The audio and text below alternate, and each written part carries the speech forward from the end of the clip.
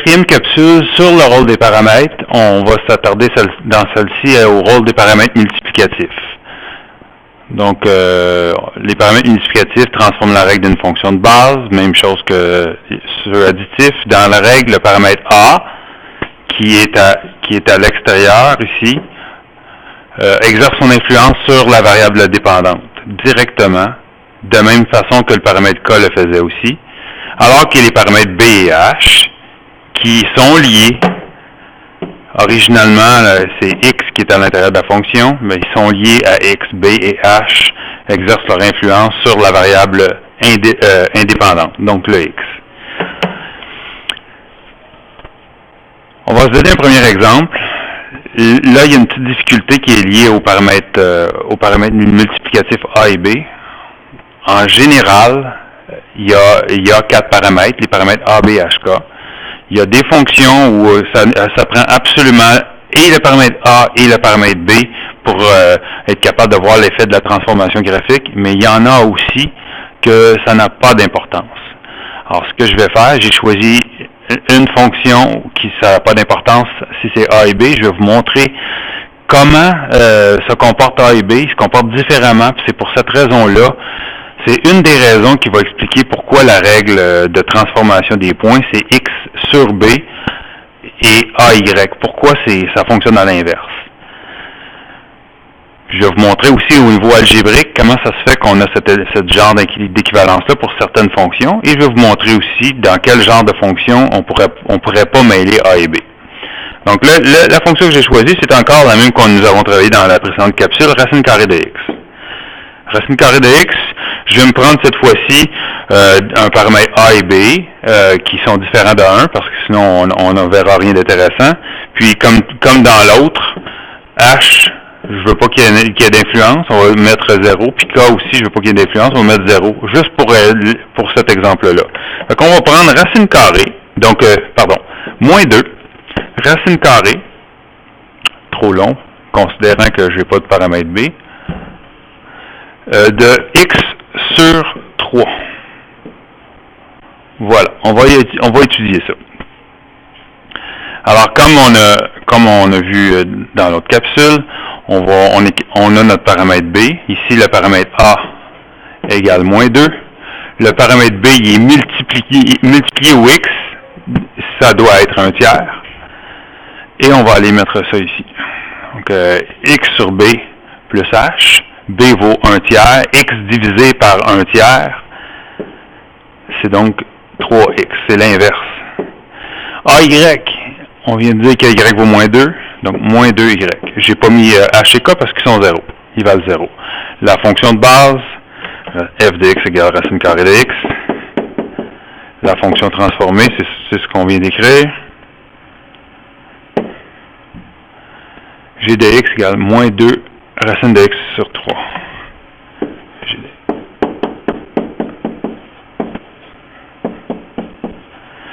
Les points remarquables, même que dans le cas précédent, c'est la même fonction que j'ai prise, 0, 0, 1, 1, 4, 2, puis on a même vu que c'était facile d'avoir 9, 3. 0, 0.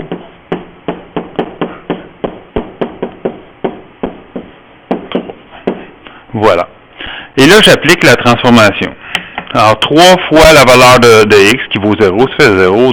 Moins 2 fois 0, ça donne aussi 0. 3 fois 1, 3. Moins 2 fois 1, moins 2. Ainsi de suite.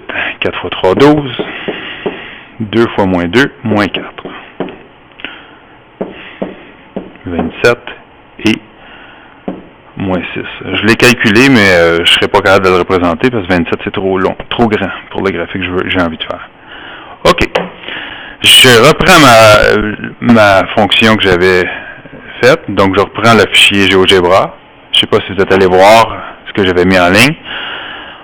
Là, ici, tout est à l'état initial. A et B valent 1, H et K valent respectivement 0. Donc, les deux fonctions sont identiques, sont une par-dessus l'autre. Là, je vais aller rendre A comme il devrait être. Donc, A doit valoir moins 2. On va aller faire ça. Juste A. Déjà, là, vous devriez commencer à voir de quoi qui se passe. On va le mettre à moins 1 pour commencer, pour qu'on comprenne bien ce qui vient de se passer là. La valeur du Y a été multipliée par moins 1, donc elle se retrouve à l'opposé de ce qu'elle était. Donc un point qui valait 2 en Y en vaut maintenant moins 2. C'est ça l'idée. Mais c'est pas ça qu'on voulait. On voulait avoir moins 3. Je vais me rendre jusqu'à moins 3. Moins 3 ou moins 2? Je vais aller voir, j'ai oublié. Moins 2. Voilà. Donc on a moins 2. Pour les mêmes raisons. Un point qui valait 1 en Y en vaut maintenant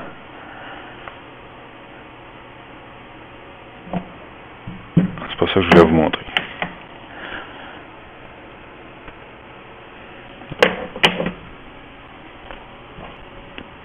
Ah, j'ai retrouvé mon erreur. C'est que A vaut pas moins 2, vaut moins 1,4. Voilà, là ça va mieux. Si je recommence avec mon explication, si A vaut 1 en Y, il vaut maintenant moins 2 en Y. S'il vaut 2 en Y, il vaut maintenant moins 4 en Y.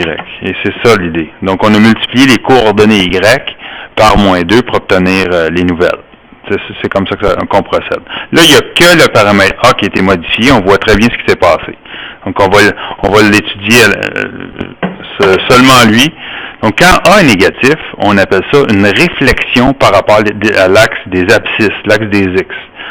L'axe des X agit comme un axe de symétrie, un axe de réflexion.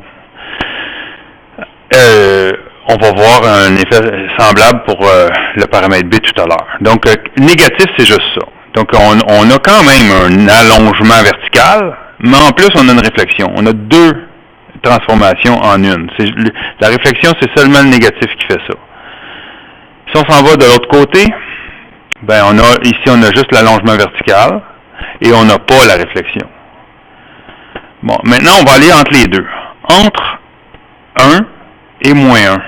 Donc, si on est à 0, en dessous de 1, on a ce qu'on appelle un rétrécissement vertical. La fonction, elle a été écrasée. Elle est écrasée encore. Évidemment, là, elle n'existe plus. Si je prends 0, c'est pour ça qu'on n'a pas le droit de prendre 0. La fonction. Et là, tout ça, c'est encore du rétrécissement vertical. Jusqu'ici, là, c'est plus du rétrécissement vertical, il y a juste la réflexion. Donc ici, rétrécissement vertical et une réflexion.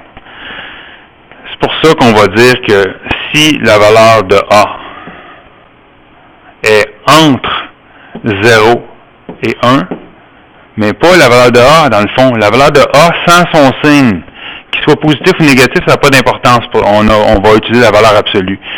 Si A est entre 0 et 1, donc la valeur absolue de moins 0,9 donne 0,9, c'est entre 0 et 1, on parle d'un rétrécissement vertical. Qu'il soit là ou là, ça satisfait cette condition-là, rétrécissement vertical. Si il est plus grand qu'un, positif ou négatif, si positif ou négatif, on peut écrire sa valeur absolue, c'est plus grand qu'un, allongement vertical. Et enfin, si la valeur du paramètre A est plus petite que 0, c'est-à-dire négative, on a une réflexion par rapport à l'axe des abscisses. Tout ça va être résumé dans le cours. Je viens de vous montrer ça. Là, maintenant, c'est le temps de finir notre fonction. Parce qu'on a regardé le paramètre A tout seul. Je vais réinitialiser tout ça, puis on va travailler maintenant le paramètre B. Paramètre B. Il fonctionne à l'envers du paramètre A. Paramètre B, si je grossis le paramètre B, puis je m'attarde à ce qui se passe horizontalement. Donc, pour un même Y, qu'est-ce qui se passe au X? On va aller se prendre, tiens, le paramètre B qui vaut 2. Pour un même Y, pour une même valeur de Y, on s'aperçoit que le point qui était ici, il est rendu à la moitié de la distance en X. Même chose pour lui, en 2. Normalement, le point est là. 4, 2. Là, maintenant, le point est rendu là. Donc, au lieu d'avoir une distance de 4, j'ai une distance de 2 qui est franchie. Okay? Donc, il y a moyen de... Donc, on dit juste si on s'attarde au B, là, on peut dire que dans ce cas-ci, on parle d'un rétrécissement horizontal. On a écrasé la courbe horizontalement. Alors qu'on a l'inverse au niveau vertical. Et quelqu'un pourrait dire, non, moi je trouve que c'est plutôt un allongement vertical. Il n'y aurait pas tort, mais comme c'est le paramètre B, on va plutôt dire que c'est un rétrécissement horizontal. Mais au niveau, quelqu'un qui ne le sait pas, là, les deux façons de regarder la courbe sont bonnes. C'est une des complexités des paramètres A et B. C'est pour ça que je vais vous expliquer ce que je vais vous expliquer tout à l'heure. Donc, je réinitialise. Je viens de prendre B vaut 2. Donc, on recommence. Si B est plus grand que 1, on y va tranquillement. Rétrécissement vertical. Rétrécissement vertical, pas vertical, je m'excuse depuis tantôt, je dis vertical. Rétrécissement horizontal. Pour une même valeur du Y, la valeur du X est plus petite. Et là, on est rendu à 5. Toujours la même idée. Au lieu de valoir X vaut 1, maintenant X vaut 1/5 de ce qu'il valait. C'est comme ça qu'il faut le voir. Là, je vais aller du côté négatif. Côté négatif, là, B vaut moins 2. C'est la même chose que du côté positif. La seule différence, c'est qu'on a fait aussi, à cause que B est négatif, une réflexion par rapport à l'axe des Y. L'axe des Y est devenu mon axe de réflexion. B négatif. À part ça, ça se comporte exactement pareil. C'est pour ça qu'aussi, on va formuler une règle sur la valeur du paramètre B et ce qui se passe au niveau graphique. Donc, si B est négatif, puis que j'agrossis sa valeur, plus la valeur est grande, plus il écrase. Donc, si je prenais B vaut moins 10, il serait encore plus proche de l'axe des X, plus écrasé. Maintenant, si on regarde B entre 0 et 1, là, encore une fois, je vous demande de regarder au niveau horizontal pour une même valeur du Y. Au lieu que la fonction vale 1, que le X vale 1, ben, il vaut plus que 1. On a donc à étirer horizontalement la fonction.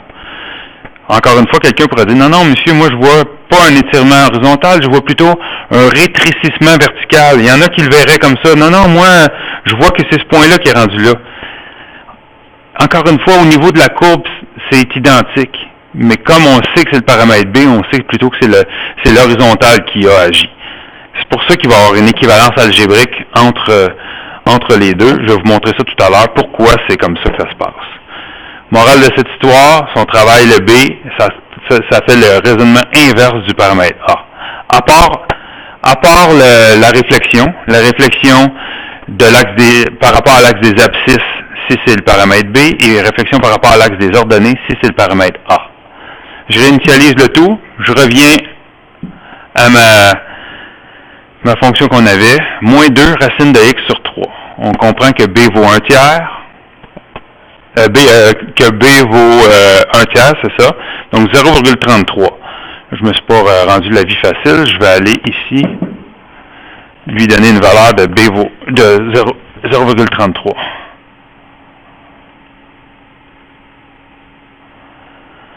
B vaut, 0,33. Ah oui, 1 tiers, voilà. On est sûr qu'on a 1 tiers.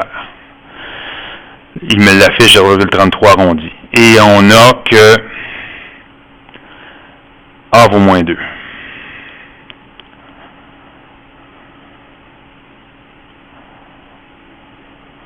Difficile de rester à moins 2, là. Je vais atteindre moins 2, puis je vous reviens. De retour. Voilà, B vaut moins 2. Alors, la fonction qu'on a en mauve, c'est notre fonction. OK. Et là, on se met à faire la même chose que dans l'autre capsule avant. On regarde les points remarquables. 0, 0, 1, 1, 4, 2. Mettons 9, 3 si on veut, mais on sait que ça va prendre une grande valeur. Je regarde seulement ces points-là.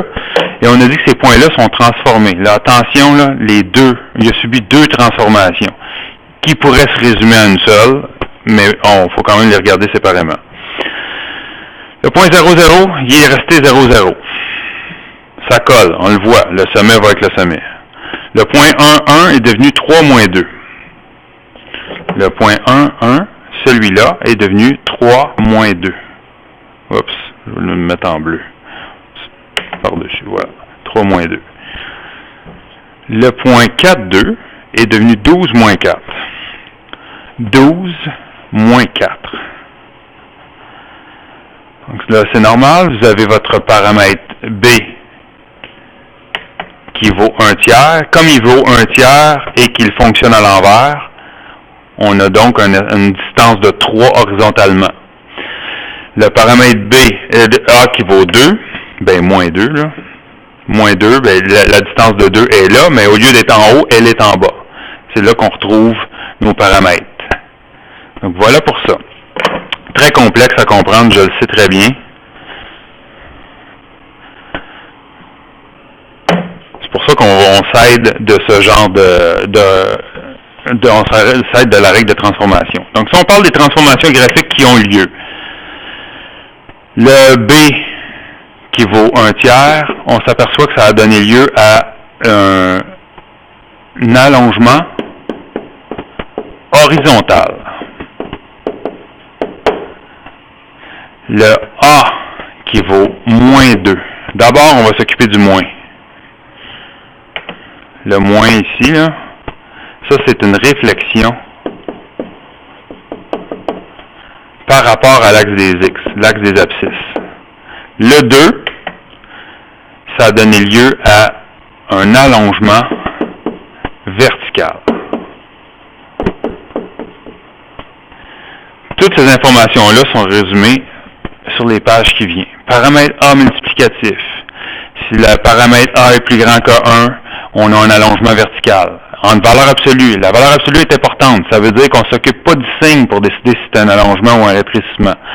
Si entre 0 et 1, c'est un rétrécissement. Puis on a des exemples ici avec d'autres courbes, la fonction quadratique. Vous avez des exemples en couleur. Le bouton qui est là ne fonctionne plus. Le paramètre en action.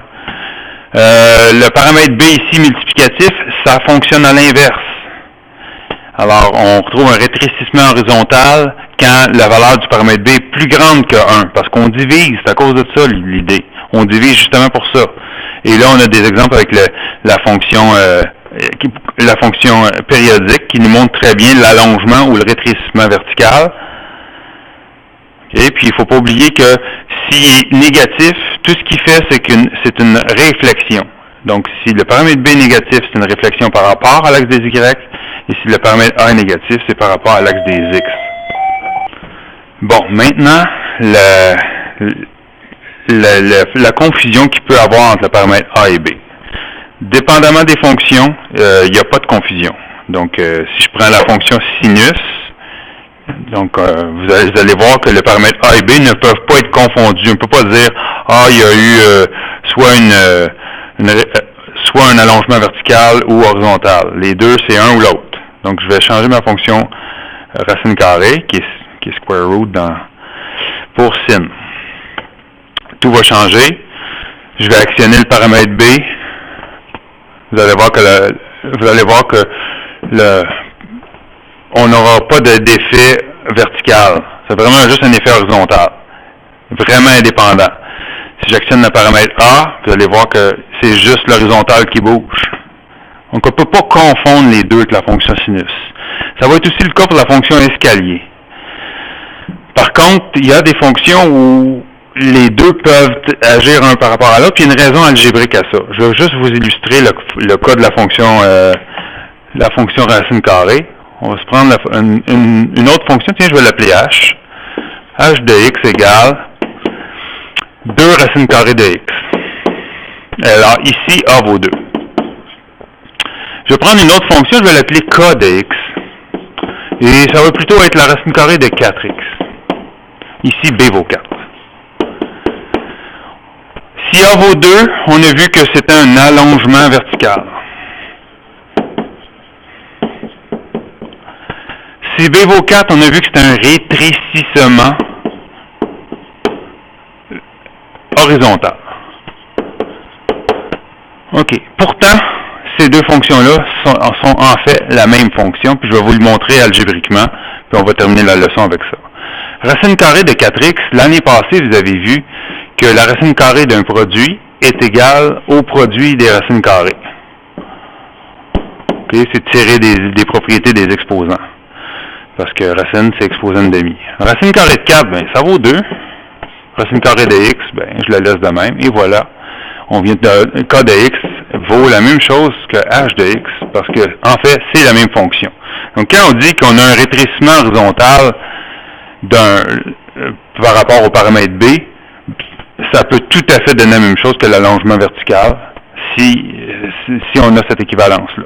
Et c'est pas la seule fonction qui est comme ça. Et voilà pour cette capsule. La prochaine capsule, on va commencer à rentrer un petit peu plus à fond dans les paramètres. On va les mêler et on va travailler l'aspect graphique.